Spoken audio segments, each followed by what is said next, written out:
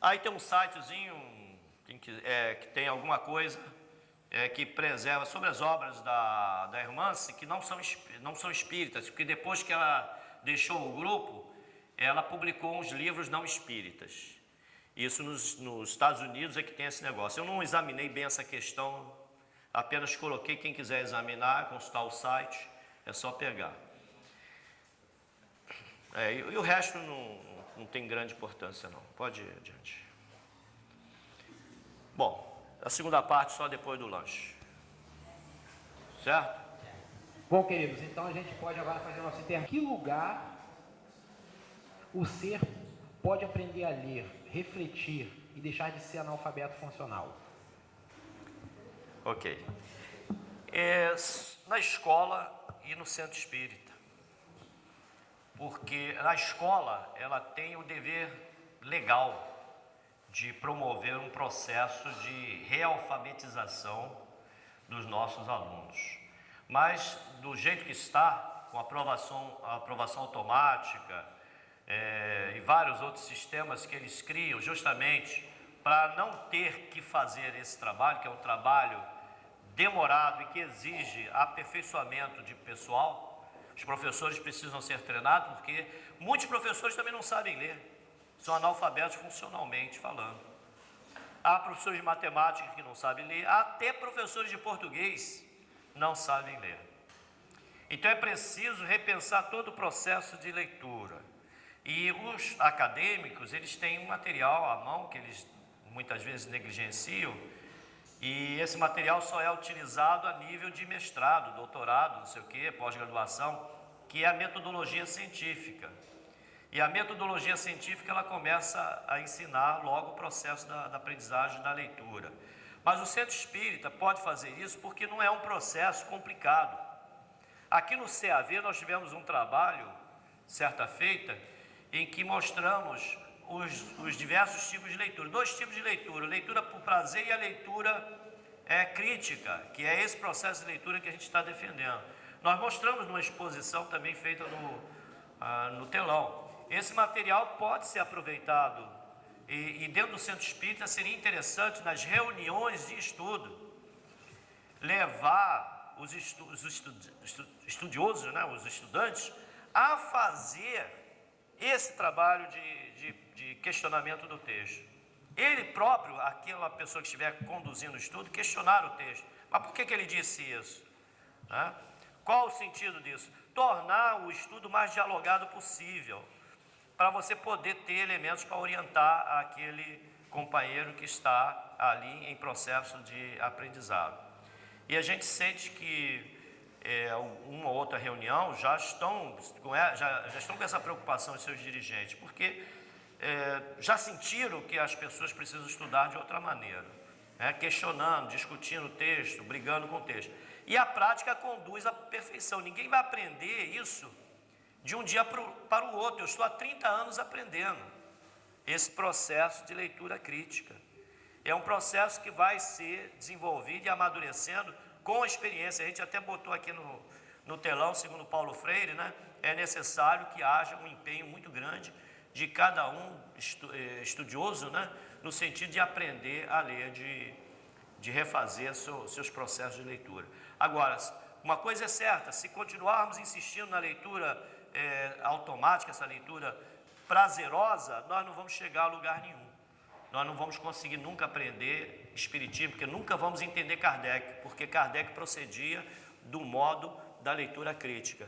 E ele escrevia do modo da leitura crítica, dirigindo para os leitores que têm um certo conhecimento de criticidade. Porque na Europa, naquela época, na França, na época da codificação, muitos que participaram da codificação eram eruditos, né? Eram pessoas de grande cultura. E eles sabiam esses processos de leitura, eles não tinham dificuldades nele. Então, os livros da codificação, eles são dirigidos para as pessoas que realmente se preocupam com a leitura crítica. Uma pergunta simples, mas que há desdobramento até para uma palestra inteira para falar sobre isso. É verdade. Ó, nós estamos aqui, separamos em blocos, né? Porque elas são por assuntos, tá. Então eu vou fazer uma aqui em bloco, né? A primeira Aí eu vou fazer as três, né? Por que o professor acha que o livro Brasil, Coração do Mundo, Pátria do Evangelho, é uma porcaria, né? Aí, completando essa, vem, né? Quem de fato é Emmanuel, ou o que foi, né? E aí vem uma que, na verdade, já é uma pergunta que também leva a uma reflexão. Professor, o tempo passou.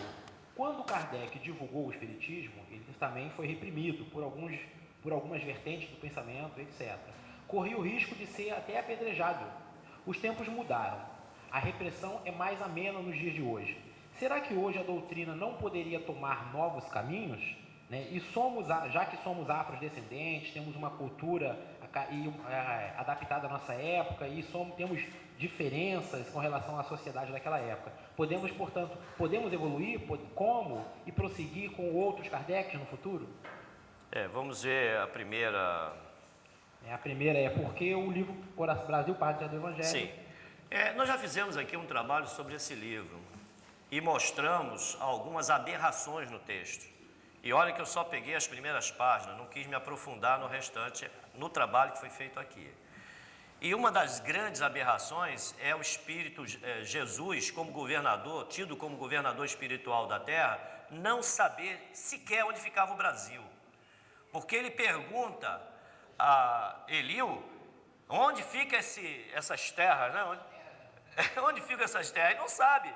Quer dizer, que governador do planeta que ajudou na formação do planeta, segundo as teses espíritas que nós temos por aí, que não sabe onde ficam essas terras. Eliu era muito mais profundo conhecedor do planeta Terra do que Jesus. E outra coisa, há momentos que Eliu consola Jesus, que Jesus se encontrava amargurado e triste. Quer dizer, um espírito da envergadura de Jesus ser colocado ali na situação de amargurado e triste, uma vez que, se você procurar no dicionário o significado da palavra amargura, você vai ver que é um significado que denota desequilíbrio total. Então, Jesus desequilibrado é o Jesus que se apresenta ali. As pessoas que leem prazerosamente não percebem isso. Eu convido as pessoas a fazer uma releitura desse livro com a ideia de buscar essas coisas que não batem. E não é só isso, tem outros fatos que nós apontamos. Depois, quem quiser, a gente pode até arrumar uma cópia do PowerPoint que fizemos esse trabalho e que fundamenta essa ideia, que mostra apenas o início dessa ideia. Foi justamente um trabalho que nós fizemos sobre a construção do conhecimento espírita. Então, realmente, o livro tem algumas coisas inconcebíveis. Até a defesa do rustanguismo tem no livro. Tá, quem de fato é Emmanuel? Ou quem foi? Olha, se eu soubesse quem é Emmanuel, eu não sei nem quem sou eu, não é? Eu não sei nem de onde vim, nem quem sou eu, não sei não sei quem é Emmanuel, não sei quem eu sou, mas uma certeza eu posso ter em relação a isso. Existe na psicografia do Chico, talvez 2 Emmanuels. Um na fase que foi febiana e outro pós-febiana. Os livros publicados fora da FEB, de Emmanuel, ou Emmanuel, como é a melhor pronúncia, eles são de outro tipo, de outra qualidade. É como se um outro espírito estivesse psicografando. Essa observação eu fiz quando eu analisei as características dos livros antes e depois. E eu fico com os livros depois. São livros muito mais precisos do ponto de vista da codificação kardeciana. Então, eu não sei dizer quem foi Emmanuel, da mesma forma como eu não sei dizer quem eu sou. Isso aqui, né? O tempo passou. Kardec, quando divulgou, né, o Espiritismo, foi reprimido, né, por algumas vertentes do pensamento. Corria o risco até de ser apedrejado. Os tempos mudaram. A repressão, né, a perseguição religiosa hoje é mais amena. Será que hoje a doutrina não poderia tomar novos caminhos? Olha, é um ledo engano pensar que hoje não tem repressão. Hoje não se apedreja ninguém, mas se diz gentilmente para a pessoa ir embora, se expulsa. Isso também é uma forma de violência. Inclusive, Antônio Genovese, que foi um grande filósofo do século XVIII, inclusive esse filósofo até deu uma certa influência no trabalho da filosofia espírita, sem querer, mas ele é um notável trabalhador, eu tenho inclusive um material interessante sobre ele. Ele diz o seguinte: a pior violência que se pode cometer contra um filósofo é cercear-lhe a palavra, é silenciá-lo. Isso é uma forma de violência que é inominável também. Ela é tão grave, ou na visão do Genovese, ou pior, do que o apedrejamento. Então existem formas disfarçadas de você colocar o indivíduo, né, que lhe é contrário às suas ideias, à margem do processo. É só você retirá-lo da programação dos estudos espíritas, vai te retirando pouco a pouco para ele não notar, né, que ele é esperto também, né. Expulsá-lo por algum motivo, não, impedir, você está com algum problema, tal, não, inventar alguma desculpa para o cara, obsediado, está obsediado, precisa de um tratamento, né? Então existem formas de se tirar o indivíduo, né? Isso são formas de violência, são as violências caridosas, né?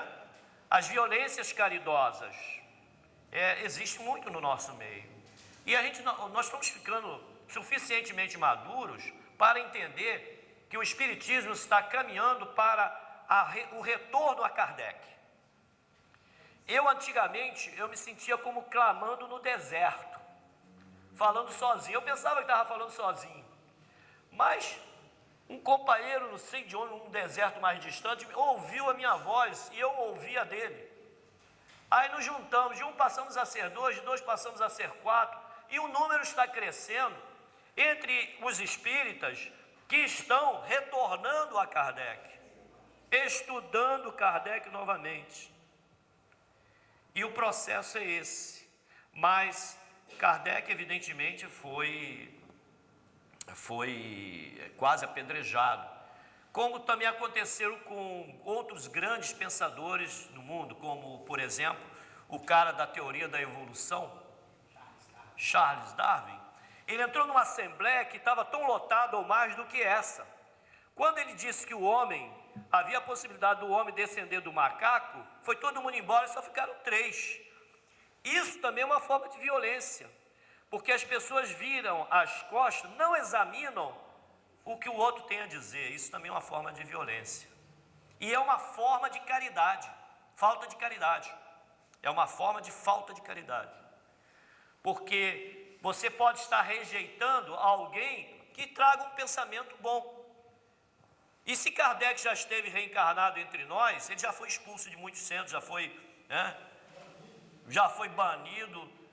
Percebeu? A gente pode estar banindo espíritos que estão aí para ajudar, para trazer alguma ideia nova. É por isso que eu não rejeito absolutamente ninguém que venha a mim trazer as suas ideias. Eu vou examinar essas ideias e vou ver a coerência, né? Porque o que faz a rejeição da ideia não é o nosso gosto pessoal, e sim os critérios kardecianos que a gente aplica, que são os critérios espirituais, que nós vamos ver que são critérios científicos, justos e perfeitos, que nos fazem rejeitar. São os únicos critérios, mas a gente rejeita a ideia, não rejeita a pessoa.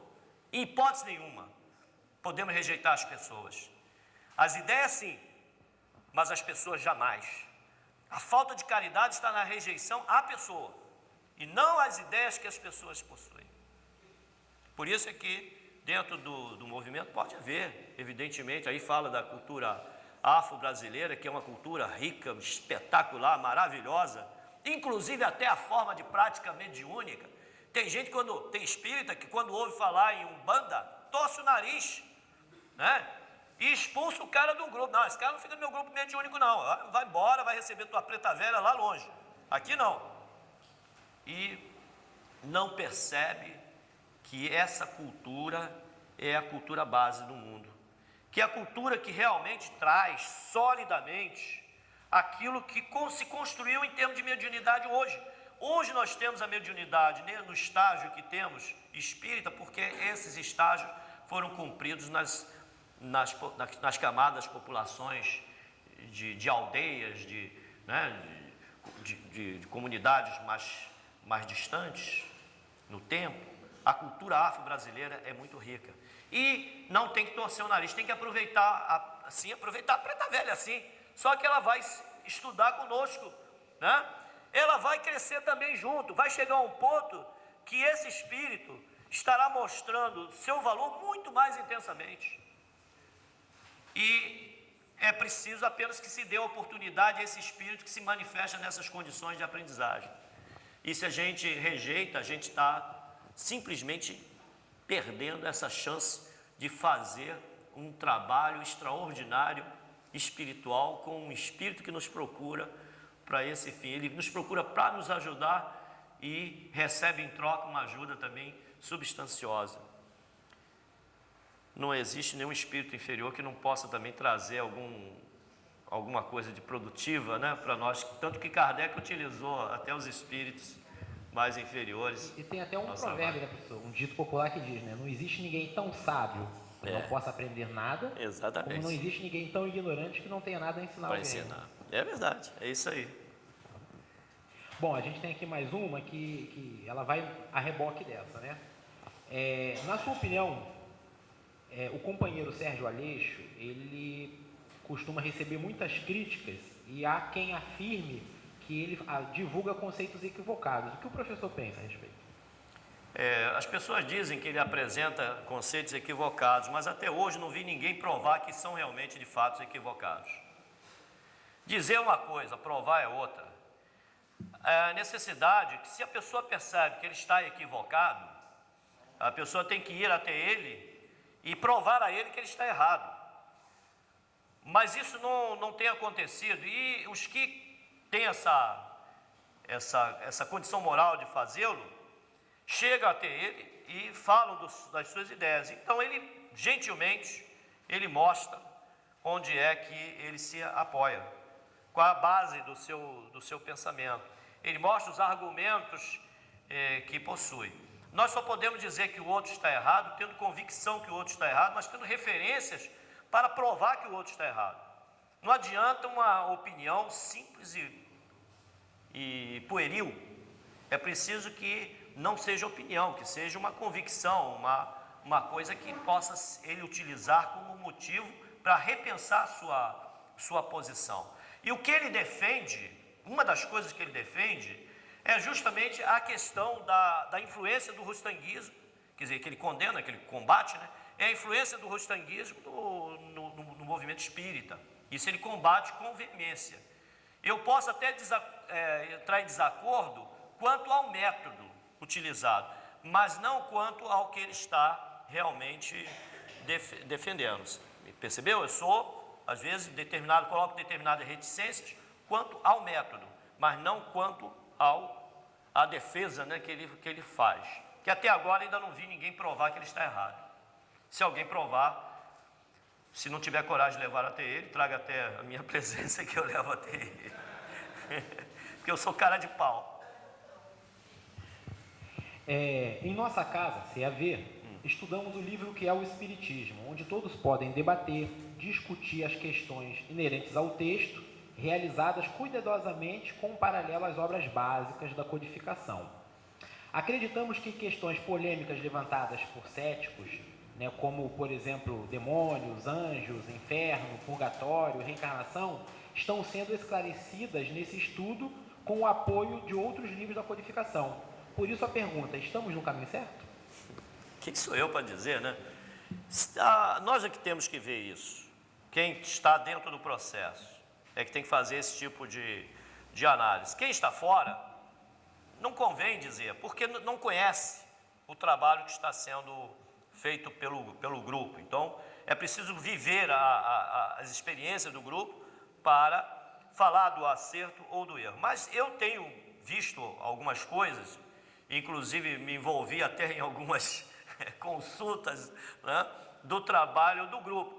A partir do momento que o grupo se interessa de buscar a opinião, ouvir outras pessoas, ele está, sem dúvida nenhuma, alinhado com Kardec.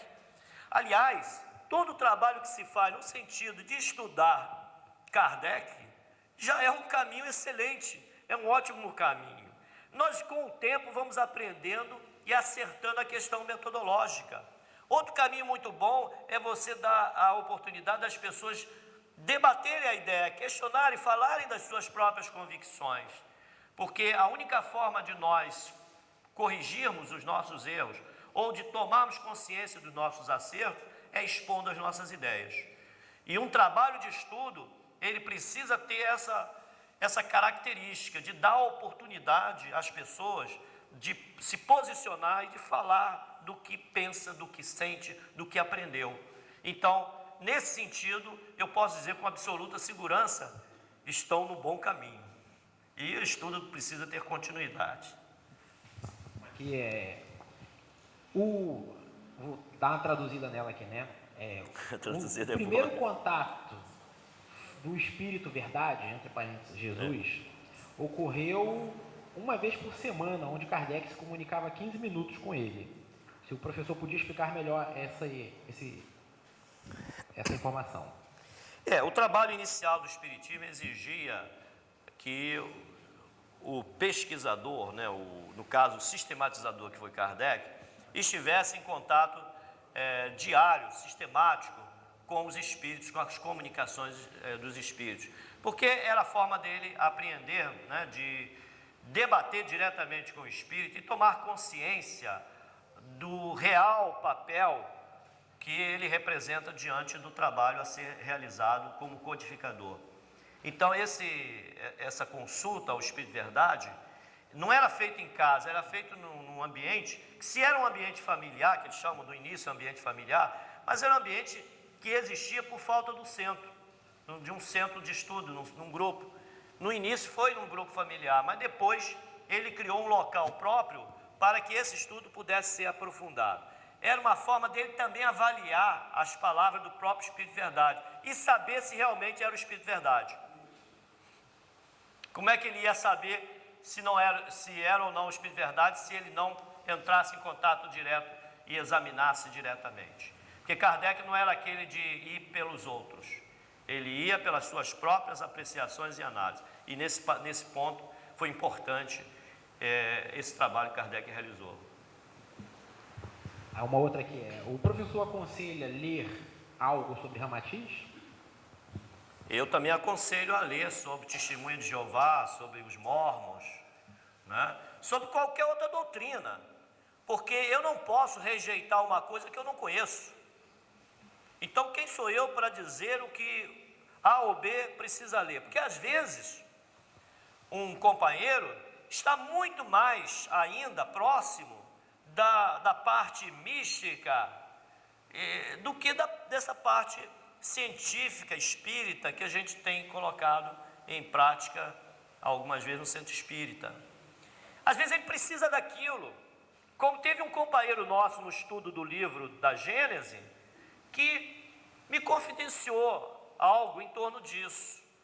Aí perguntou para mim, professor, poxa, eu tenho ido no Ramatiz, mas eu me sinto tão bem lá.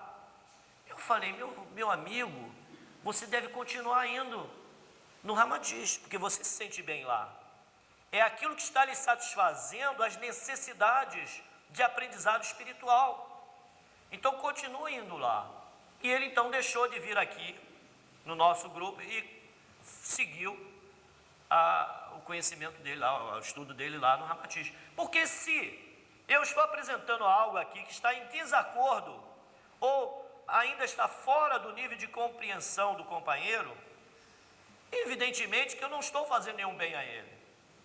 É como se eu estivesse dando aula de álgebra abstrata ao menino que está no curso de aritmética, né? Ou de outra.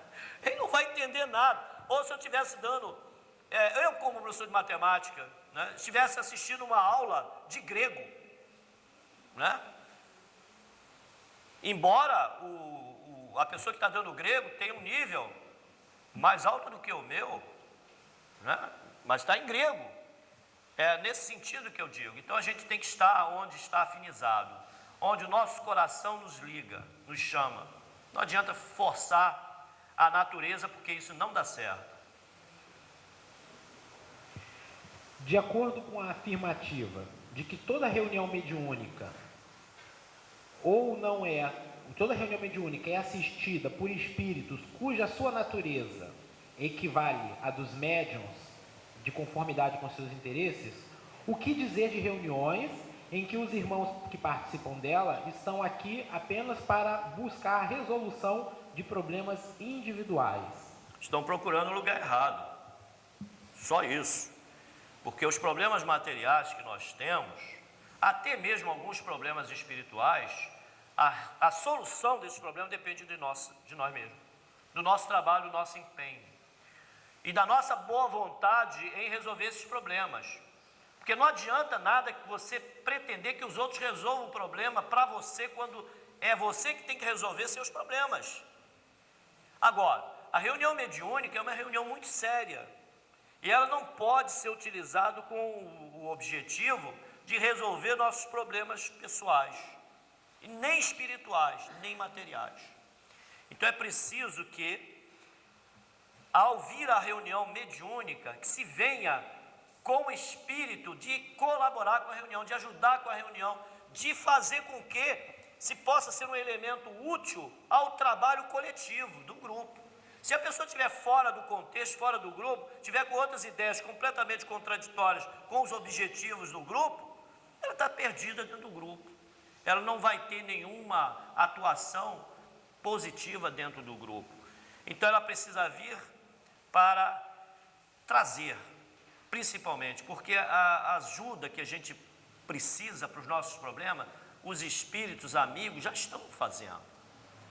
Muitas vezes a gente já teve a solução para os nossos problemas, mas não demos atenção, não demos ouvido, fizemos-nos de surdos e continuamos buscando ajuda quando ela já chegou há muito tempo. A própria presença dele já na reunião já é uma ajuda que ele recebe, mas ele não precisa pretendê-la, querer essa ajuda. Como o médium inconsciente pode filtrar o que o espírito está dizendo? Não filtra. Ele é inconsciente, né? Não vai filtrar nunca. E é preciso que se diga que o médium inconsciente é muito raro, né? Segundo a pesquisa do próprio Kardec, seriam 2% dos médiuns que teriam essa possibilidade de inconsciência. Esse sim. Agora, é difícil, evidentemente difícil você querer filtrar alguma coisa numa mediunidade mecânica.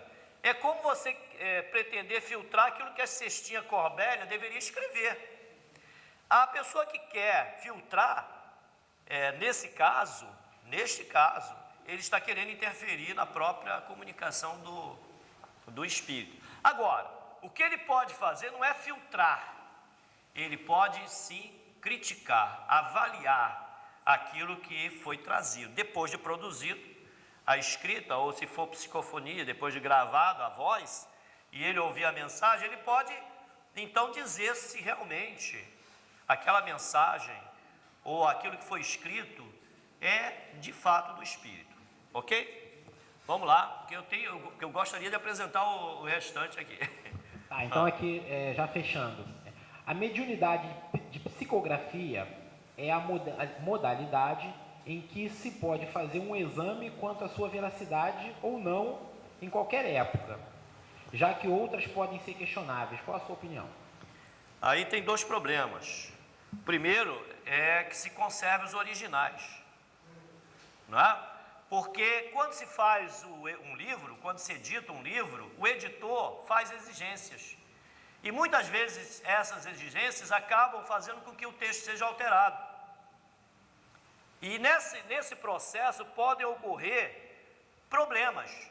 É isso que ocorreu com os livros do Chico, com a Federação Espírita Brasileira, que fazia muitas exigências e, evidentemente, algumas coisas foram perdidas e alteradas.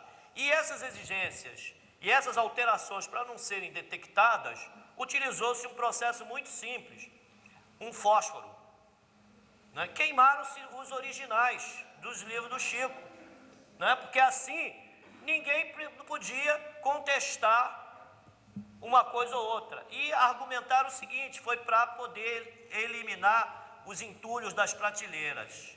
E jogaram fora escritos históricos de valor inestimável. Bom, se vocês não estiverem satisfeitos com a resposta, no final a gente retorna aí. Evidentemente que a gente responde também usando a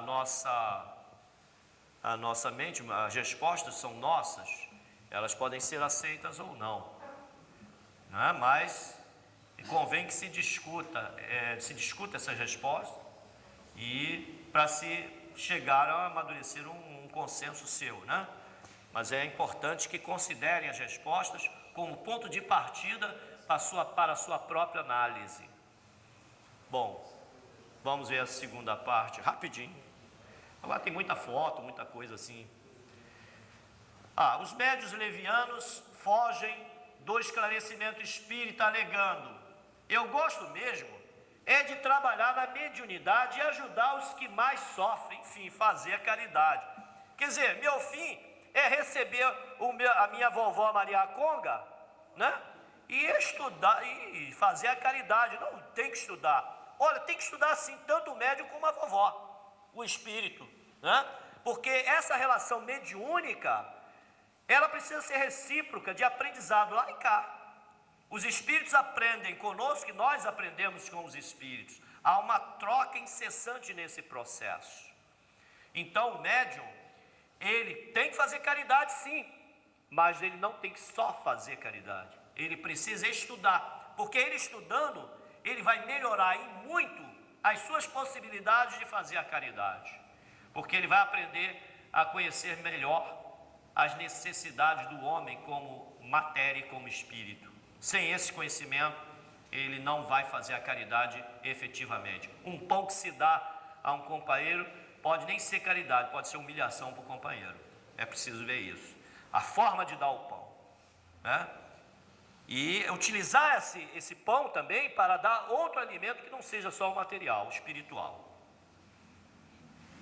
Em relação à mediunidade, um médium poderá trabalhar sozinho, mas o trabalho espiritual desenvolvido dependerá apenas dele. E em mediunidade, como sabemos, o esforço coletivo contempla mais e melhores orientações consagradas em O Livro dos Médiuns. Não adianta fazer o trabalho espiritual sozinho.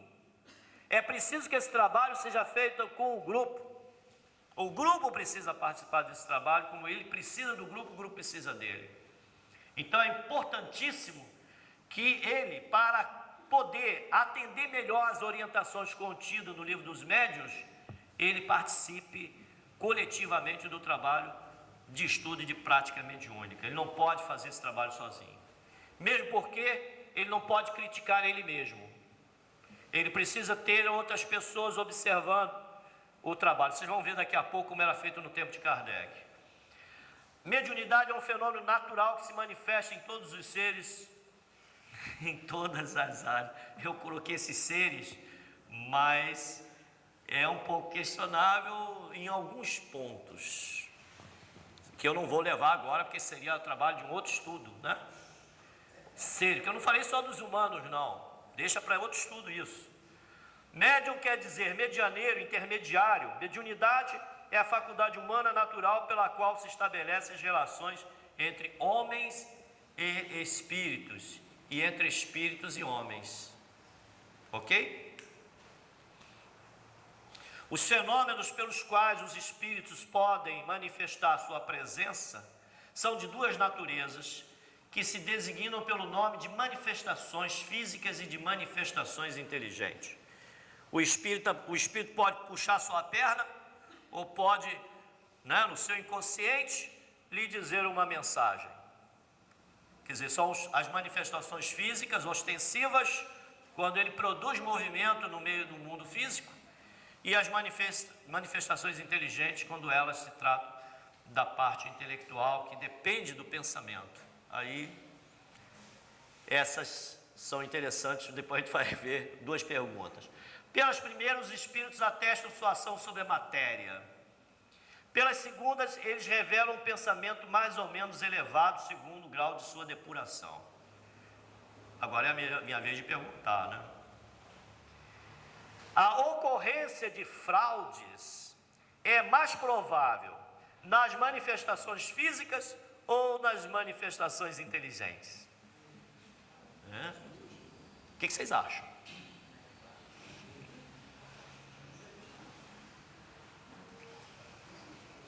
Mais provável.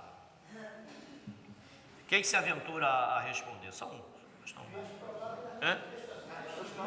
Físicas. Nas duas.